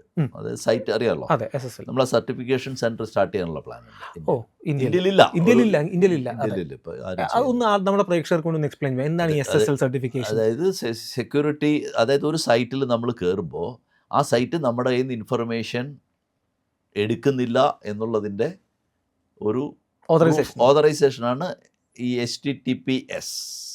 ഓക്കെ. നമ്മുടെ അതായത് സൈറ്റും നമ്മുടെ എന്താ പറയുക കമ്പ്യൂട്ടറും തമ്മിൽ കമ്മ്യൂണിക്കേറ്റ് ചെയ്യുന്നത് എൻക്രിപ്റ്റഡ് ഫോമിലാണ്. പറഞ്ഞു മനസ്സിലായില്ല? അപ്പോൾ അതിന് ഇന്ത്യയിൽ 120 മില്യണിന് മുകളിൽ സൈറ്റുകളുണ്ട്. നമ്മൾ ഈ സർട്ടിഫിക്കറ്റ്, ഓരോ സൈറ്റിൻ്റെ സർട്ടിഫിക്കറ്റ് വാങ്ങുന്നത് മൊത്തം പുറത്തുനിന്നാണ്. അതായത് ആ ഒരു കീ ഒരു $5 വെച്ച് കൂട്ടിയാൽ തന്നെ we are spending around $600 million every year. ഓ, അത്രയും നമ്മൾ പോലും അറിയാതെ സ്പെൻഡ് ചെയ്ത് കാര്യം എന്ന് പറഞ്ഞു കഴിഞ്ഞാൽ ഇപ്പം ഗൂഗിളിൽ പറഞ്ഞ പോലെ ഗൂഗിളിൻ്റെ ഒരു സൈറ്റ് ഹോസ്റ്റ് ചെയ്യുമ്പോഴത്തേക്ക് ആ ഹോസ്റ്റിംഗ് ചാർജിൽ ഇറ്റ്സ് ഇൻബിൽറ്റ് ആണ്, എല്ലാം ഇൻക്ലൂഡഡ് ആണ്. യെസ്. ഓക്കെ. ഇനി മറ്റൊരു സംശയമുള്ളതെന്ന് വെച്ചാൽ, ഇപ്പോൾ ആൻഡ്രോയിഡും അല്ലെങ്കിൽ iOS മൊബൈലിലെ ഓപ്പറേറ്റിംഗ് സിസ്റ്റംസ് മാറ്റി വെച്ചാൽ നമ്മൾ അധികവും കാണുന്ന, ഇപ്പോൾ നമ്മൾ എത്ര ക്രാക്ക് ചെയ്യാൻ പറ്റില്ല എന്ന് പറഞ്ഞാലും ഹാക്കിൻടോഷ് എന്ന് പറയുന്നൊരു സംവിധാനം തന്നെ മാക്OSനുണ്ട്. അത് ഇട്ട് ഉപയോഗിക്കുന്ന നൂറുകണക്കിനല്ല ലക്ഷക്കണക്കിന് ആളുകൾ നമ്മുടെ രാജ്യത്തുണ്ട്. രാജ്യത്തല്ല, നമ്മുടെ ഈ ജില്ലയിൽ തന്നെ കാണുമായിരിക്കും അത്ര ആളുകൾ. അതുപോലെ വിൻഡോസ് ക്രാക്ഡ് വേർഷൻ. ഈ ക്രാക്കുകൾ ഭയങ്കര പ്രശ്നമാണോ, അല്ലെങ്കിൽ ക്രാക്കുകൾ ശരിക്കും പേടിക്കേണ്ടതുണ്ടോ? അല്ല, ക്രാക്ഡ് വെർഷൻസ് നമ്മളിപ്പോൾ ഒരു ഓപ്പറേറ്റിംഗ് സിസ്റ്റത്തിനെ അല്ലെ ഒരു സോഫ്റ്റ്വെയറിനെ അതിൻ്റെ ഫുൾ ഫ്ലെഡ്ജിൽ യൂസ് ചെയ്യാൻ വേണ്ടിയിട്ട് നമ്മളിപ്പോൾ നേരത്തെ പറഞ്ഞ പോലെ ചില സ്ഥലത്ത് വെക്കുന്ന കീകളാണ് അതിൻ്റെ ഓപ്പറേഷനെ ലിമിറ്റ് ചെയ്യുന്നത്, കൺട്രോൾ ചെയ്യുന്നത്. അതാണല്ലോ റവന്യൂ നമ്മുടെ. അപ്പോൾ ഇത് ഈ പറഞ്ഞ പോലെ അതെല്ലാം കോഡിങ്ങിൽ ചെയ്യുന്നതുകൊണ്ട് അത് ആർക്കുവേണേലും ബ്രേക്ക് ചെയ്യാം. നമ്മൾ ബ്രേക്കബിൾ അല്ല എന്ന് പറയുന്നില്ല, പക്ഷേ അതിനകത്ത് ബ്രേക്ക് ചെയ്ത് യൂസ് ചെയ്യുമ്പോൾ അതിന് ആ കൺസിസ്റ്റൻസിയും ആ ഒരു സേഫ്റ്റി ഉണ്ടായിരിക്കണമെന്നില്ല. തന്നെയല്ല നമ്മളതിന് ബാക്കപ്പ് കൊടുക്കത്തുമില്ല. ഇപ്പോൾ വിൻഡോസ് ആണെങ്കിൽ ക്രാക്ഡ് വെർഷൻ നമ്മൾ യൂസ് ചെയ്യുമ്പോൾ അവരെന്താ പറയുന്നത്, നിങ്ങൾ ക്രാക്ഡ് വെർഷൻ യൂസ് ചെയ്യുന്നുണ്ട്, യു ഹാഡ് എ ഇഷ്യൂ. അതേസമയം നിങ്ങൾ ലൈസൻസ് വെർഷനാണ്, നിങ്ങളുടെയൊക്കെ എന്തെങ്കിലും ക്രാക്ക് എന്തെങ്കിലും ഉണ്ടെങ്കിൽ അത് കണ്ടിട്ടില്ല, നമ്മളെപ്പോഴും അതിൻ്റെ ഇൻഫർമേഷൻ ബാക്കപ്പ് അവർക്ക് കൊടുക്കും. ക്രാക്ക് റിപ്പോർട്ട് ഇപ്പോൾ സബ്മിറ്റ് ചെയ്യുന്ന പോലെ ചെയ്യും. അത് പക്ഷേ എല്ലാവരും ക്രാക്ഡ് വെർഷൻ കൂടുതലായിട്ട് യൂസ് ചെയ്യുന്നതിൻ്റെ കാര്യം കോസ്റ്റാണ്. കറക്റ്റ്. അപ്പോൾ അതുകൊണ്ടാണ് നമ്മളൊരു സാധാരണക്കാരന് വയബിളായിട്ടുള്ള ഒരു കോസ്റ്റ് പാക്കേജ്. ഇവിടെ ഇന്ത്യയിലെ ഒരു മെജോറിറ്റി, ഇപ്പം ചൈനീസ് ബ്രാൻഡുകളുടെ ഒരു ഇൻഫ്ലുവൻസ് എന്ന് പറയുന്നത് തന്നെ ഈ വാല്യൂ ഫോർ മണി കസ്റ്റമേഴ്സ് അത്രയും അധികവും ഇന്ത്യയിൽ ഉള്ളത് കൊണ്ടാണ്. വളരെ എക്കണോമിക്കായിട്ട്, അല്ലെങ്കിൽ ഈ പറയുന്ന സ്പെൻഡ് ചെയ്യുന്ന പൈസയ്ക്ക് വേർത്തായിട്ടുള്ള സാധനം തിരിച്ച് കിട്ടണം എന്ന് വിചാരിക്കുന്ന ആളുകളുള്ളത് കൊണ്ടാണ് ചൈനീസ് ബ്രാൻഡുകൾ പലതും 10,000 രൂപയ്ക്കും 15,000 രൂപയ്ക്കൊക്കെ മൊബൈൽ ഇറക്കി ഈ ഇൻഡസ്ട്രി പിടിച്ചെടുത്തത്. അപ്പോൾ ഈ സ്പെൻഡ് ചെയ്യുന്ന ആളുകൾക്ക്, ഈ ക്രാക്ക് ഉപയോഗിക്കുന്ന ആളുകളുടെ മേജർ പ്രശ്നം എന്ന് പറഞ്ഞല്ലോ, അതായത് അഫോർഡബിലിറ്റിയാണ് വലിയൊരു പ്രശ്നം. അതിന് InnoOS എങ്ങനെ ഒരു സൊല്യൂഷൻ കണ്ടെത്താൻ പറ്റും? ഇപ്പം ഞങ്ങളുടെ പ്രോഡക്റ്റ് നമുക്ക് 4 വേരിയൻസാണ് ഉള്ളത്. സ്റ്റുഡൻറ്റ്, അതായത് വിദ്യ, ഹോം നികേത്, ഓഫീസ് കർമ്മ, ദെൻ എൻ്റർപ്രൈസ്. ഓഫീസ് ഉദ്യോഗ് കർമ്മ എൻ്റർപ്രൈസ്. അപ്പോൾ ഇതിൽ നമ്മുടെ സ്റ്റുഡൻറ്റ് ലൈസൻസ്, അതായത് വിദ്യ ലൈസൻസിന് 999 ആണ് അതിൻ്റെ വില. ₹999. ട്രിപ്പിൾ അത് 9. സബ്സ്ക്രിപ്ഷൻ ബേസിസ് ആണോ ലൈഫ് ടൈം അല്ല, ഇത് പെർപ്പച്വൽ ആണ്. പെർപ്പച്വൽ ആണ്? പെർപ്പച്വൽ ലൈസൻസ് ആണ്. പിന്നെ അതിനകത്ത് നമ്മൾ ഈ സ്റ്റുഡൻറ്റ് വേരിയൻറ്റിനെ ഞങ്ങൾ കുറച്ചുകൂടെ എന്താ പറയുക, ഒരു എല്ലാ വർഷവും അപ്ഡേറ്റ് ചെയ്യാനുള്ളൊരു പ്രോഗ്രാമുണ്ട്. അപ്പോൾ then we may charge around 30% annual fee, അതായത് ₹300 റഫലി. അതേപോലെയാണ് ഹോം എഡിഷൻ. ഹോം എഡിഷനും പെർപ്പച്വൽ ആണ്. ഇറ്റ്സ് 3999 ആണ്. പിന്നെ ഈ ബിസിനസ് കോമൺ ബിസിനസ്സുകാരന് യൂസ് ചെയ്യുന്നതുണ്ട്, എൻ്റർപ്രൈസിനുണ്ട്. അതിൻ്റെ പ്രൈസ് എൻ്റർപ്രൈസിന് നമ്മൾ കസ്റ്റമൈസേഷൻ വരെ ചെയ്ത് കൊടുക്കുന്നുണ്ട്. Price will be little different. എന്നാലും അതൊരു 7,999 തൊട്ടൊരു 12,999 വരെ പെർ പി സിക്ക് വരും. ദെൻ ഓൾസോ അതിൽ തന്നെ നമ്മൾ റിന്യൂവൽ ചാർജ് ലൈക്ക് 20-30% അത്രേ വരുള്ളൂ. അല്ലാതെ വിൻഡോസിൻ്റെ പോലെ എവറി ടൈം ഫുൾ പേയ്മെൻ്റ് ഇല്ല. ഓക്കെ, കുറച്ചും കൂടി ജനകീയമാക്കുകയാണ്. അതെ, റിന്യൂവൽ ചാർജ് നമ്മളൊരു 20-30% വരുള്ളൂ. ഓക്കെ, ഞാൻ ഒരു ഫ്യൂച്ചറിസ്റ്റിക് ആയിട്ടൊരു ചോദ്യം ചോദിക്കാം. ഇൻ 10 years നമ്മുടെ ടെക് ഇൻഡസ്ട്രി, ഇന്ത്യൻ ടെക്, ഇപ്പോൾ ഡിജിറ്റൽ ഇന്ത്യ എന്ന് പറയുന്ന ഒരു വലിയ ക്യാമ്പയിൻ, ഒരു വലിയ വിഷൻ നമ്മുടെ ഗവൺമെൻറ്, സെൻട്രൽ ഗവൺമെൻറ് മുന്നോട്ട് വയ്ക്കുന്നുണ്ട്. അതിനുവേണ്ടി ഒരുപാട് കാര്യങ്ങൾ ദിനംപ്രതി കൊണ്ടുവരുന്നുണ്ട്, ഇംപ്ലിമെൻറ്റും ചെയ്യുന്നുണ്ട്. ഇൻ 10 years ഇന്ത്യയുടെ ഒരു ടെക്നിക്കൽ ഫ്യൂച്ചർ എന്താണ്? അതുപോലെ അതിൽ OS പ്ലേ ചെയ്യാൻ പോകുന്ന പൊസിഷൻ എന്തായിരിക്കും? ഞങ്ങൾ ബേസിക്കായിട്ട് പറയുള്ളൂ, നമ്മൾ ഈ ആത്മനിർഭർ ഭാരത് എന്നുള്ള ആ ഒരു പ്രിൻസിപ്പിളാണ് നമ്മളൊരു മേക്ക് ഇൻ ഇന്ത്യ രജിസ്റ്റേർഡ് കമ്പനിയാണ്. അതായത് നമ്മൾ മേക്ക് ഇൻ ഇന്ത്യ രജിസ്റ്റേർഡ് ആണ്. സ്റ്റാർട്ടപ്പ് കേരളയിലുണ്ട്. നമ്മൾ ഫിക്കി മെമ്പറാണ്, നാസ്കോ മെമ്പറാണ്. അപ്പോൾ എന്തുകൊണ്ടാണ് നമ്മൾ കൂടുതൽ ടാർഗറ്റ് ചെയ്യുന്ന കുട്ടികളെയാണ്. അതായത് കുട്ടികൾ കമ്പ്യൂട്ടർ യൂസ് ചെയ്യാൻ പഠിക്കണം, അല്ലാതെ അവർ ടാബ്ലറ്റിലല്ല കമ്പ്യൂട്ടർ പഠിക്കേണ്ടത്. അവർ ഒന്നില്ലെങ്കിൽ ലാപ്ടോപ്പിൽ അല്ലെ ഡെസ്ക്ടോപ്പിൽ പഠിക്കുമ്പോൾ അവർക്ക് അഫോർഡബിളായിട്ടുള്ള ഒരു പ്രൊഡക്റ്റാണ് നമ്മൾ ഓഫർ ചെയ്യുന്നത്. ഇപ്പം ഞങ്ങൾ ഇപ്പോൾ തന്നെ നമ്മുടെ ബ്രാൻഡിലുള്ള കമ്പ്യൂട്ടേഴ്സ് കൊണ്ടുവരാനുള്ള പ്ലാൻ ഉണ്ട്. ഹാർഡ്വെയർ നമ്മൾ പ്രൊവൈഡ് ചെയ്യും, ഹാർഡ്വെയറും പ്രൊവൈഡ് ചെയ്യും. ഓക്കെ, ലാപ്ടോപ്പും ഡെസ്ക്ടോപ്പും ഓൾ ഇൻ വൺ ഉണ്ടല്ലോ, ഓൾ ഇൻ വണ്ണുമാണ് ഞങ്ങൾ മെയിനായിട്ട് ടാർഗറ്റ് ചെയ്യും. നമ്മൾ മൊബൈലും ഇതും നമുക്കില്ല, ഓക്കെ, ടാബ്ലറ്റും നമുക്കില്ല. അപ്പോൾ നമ്മളത് എന്തുകൊണ്ടാണ് അത് കൊണ്ടുവരുന്നതെന്ന് വെച്ചാൽ കുട്ടികൾ അതായത് ഇന്ന് ഇന്ത്യയിൽ 14 ലക്ഷം ഇന്ത്യൻ സ്കൂളുകൾ, ഗവൺമെൻറ് സ്കൂളുകളുണ്ട്. അതിലേതാണ്ട് 52 or 55% ഉള്ളൂ കമ്പ്യൂട്ടർ ലാബ്സ് ഇപ്പോഴും. അപ്പം അപ്പോൾ പ്രൈവറ്റ് സ്കൂളുകൾ അതിൻ്റെ എത്രയോ ഇരട്ടിയുണ്ട്. അതെ, പ്രൈവറ്റ് ഇൻസ്റ്റിറ്റ്യൂഷൻസാണ് ഇന്ത്യയിൽ കൂടുതൽ ഗവൺമെൻറ്റിനേക്കാളും.